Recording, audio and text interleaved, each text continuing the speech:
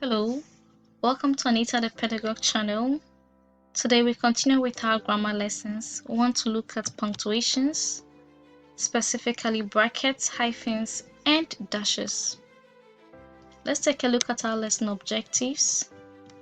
We would look at the use of brackets, how to use brackets appropriately in writing, how to use hyphens also appropriately in writing, how to use dashes appropriately in writing, and be able to spot the difference between the hyphen and the dash.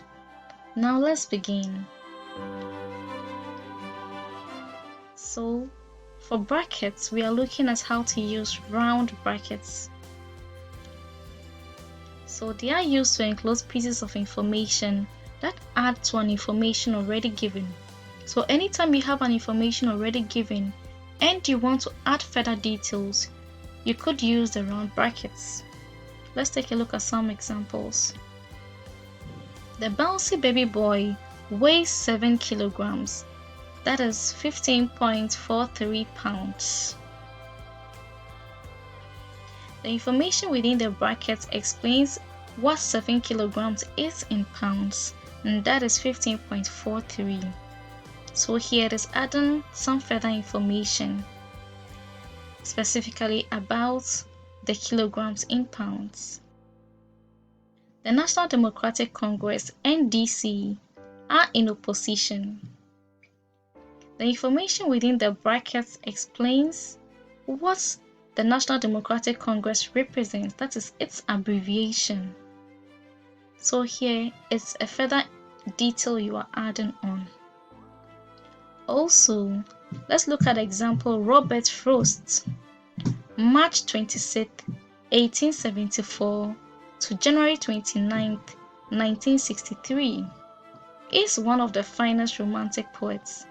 So here, the information in the brackets is telling us how long Robert Frost lived, and it is a further information that it is given. We progress on to look at other uses of the brackets. So 2. Information within brackets also consists of short phrase or list that it explains further. Let's take a look at this example. Accra in Ghana is a beautiful city. So the phrase in the brackets, is further explaining Accra. That is where you can find Accra, which is in Ghana. Another example is the tallest mountain in the world. Mount Everest is 8,848 meters. So the information in the brackets, which is Mountain Everest, also represents the tallest mountain in the world. So it is a further information that is being given here. So the brackets may also be used to enclose a comment on something which has been expressed already. So when you have given an information already, you can still put other details in brackets to support it. Note that the information within the brackets may not be important to the meaning being expressed. Let's take a look at some examples. Heracles and Jaden made way to their seats, which have been reserved for them, and awaited their awards. The information in the brackets, which have been reserved for them, it's a further explanation in this case, because you can take which have been reserved for them out of the sentence, and the information in the sentence will not be distorted. Another example is the cathedral was closed down due to the pandemic to avoid further spread of the deadly virus. The information in the brackets here is due to the pandemic. Now, this information is not so relevant to the meaning of the sentence. However, it can be included because it is a further explanation to the reason why the cathedral was closed down. Let's make some progress. We move on to hyphens. And the hyphen is a short horizontal mark.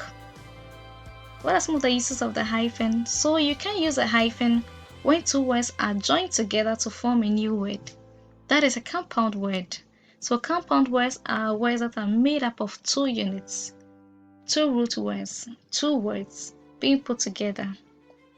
So anytime you are putting these two words together, you sometimes need a hyphen to join these words together. Some examples are mother-in-law. We have three units, mother, in, and law, coming together to make up the word mother-in-law. Then up-to-date, old-fashioned, old and fashioned coming together to make up a word. Two-thirds, two-thirds. So these are ways that you can use the hyphen to bring two or more units of words together in making compound words. Also, we can use the hyphen when a prefix is added to a word. This doesn't happen in all circumstances. However, it is allowed in some instances when a prefix is being added to a word. So we'll look at some examples of words that allows you to bring a hyphen when you're putting the prefix together with the root word. Example: preschool, anti-corruption, ex-wife, self-help, co-author. So here the prefixes pre, anti, ex, self, co are added to other words, and you use the hyphen when joining the words together. Another use of the hyphen is to prevent confusion and ambiguity. So let's look at some example. Cristiano Ronaldo resigns Real Madrid. Then Cristiano Ronaldo resigns for Real Madrid. So here, the two verbs that have been used, even though have the same wording, are not the same and do not mean the same. In that the first one, we have resigns, means he's leaving the club. Then in the second example, resigns means that he is signing on again to the team. So it is very important that the hyphen is used to show the difference between these two wordings.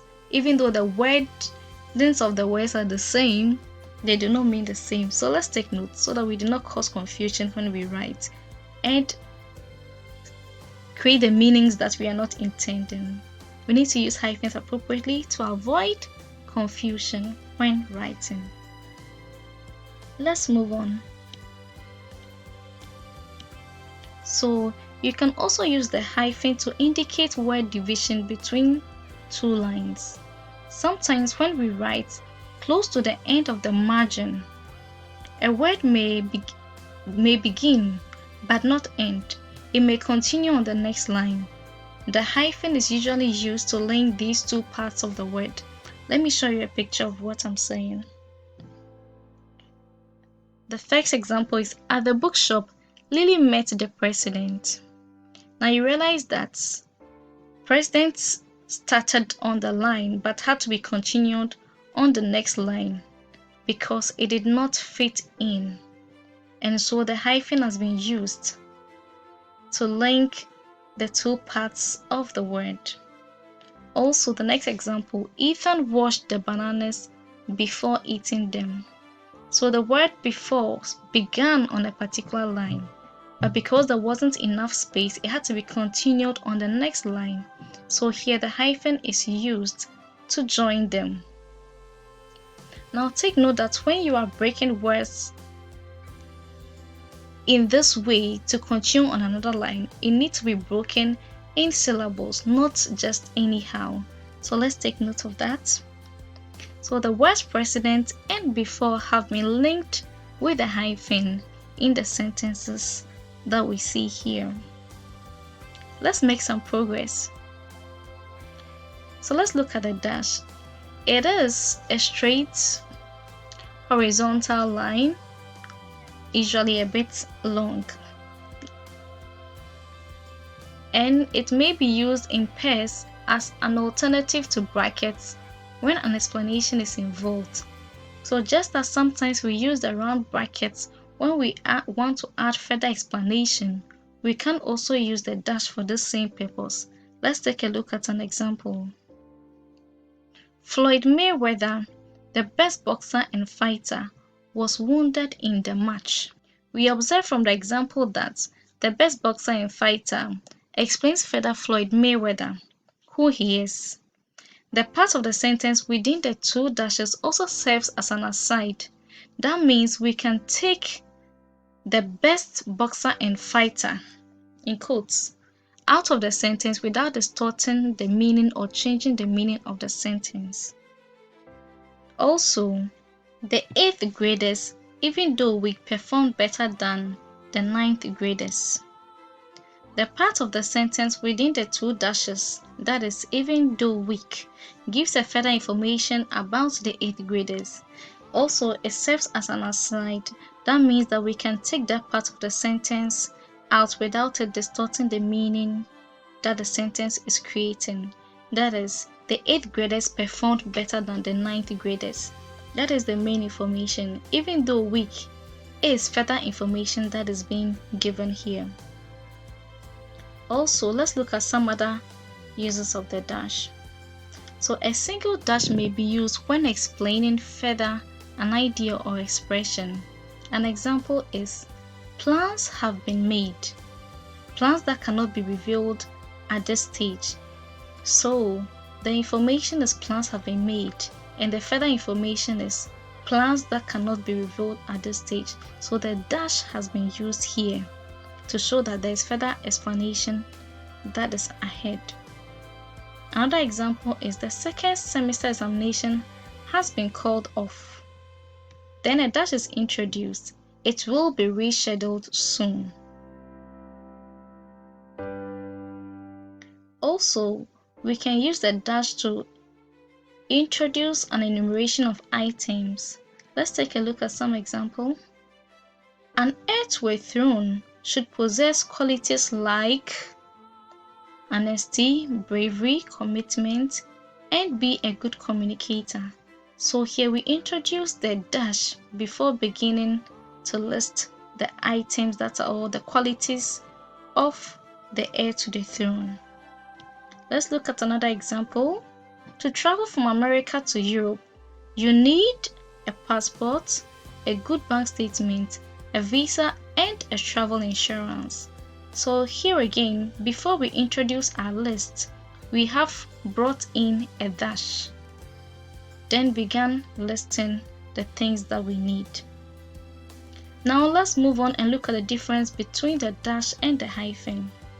Even though they are both straight, horizontal marks, let's take note that the hyphen is shorter than the dash, and the dash is sometimes also called the long dash.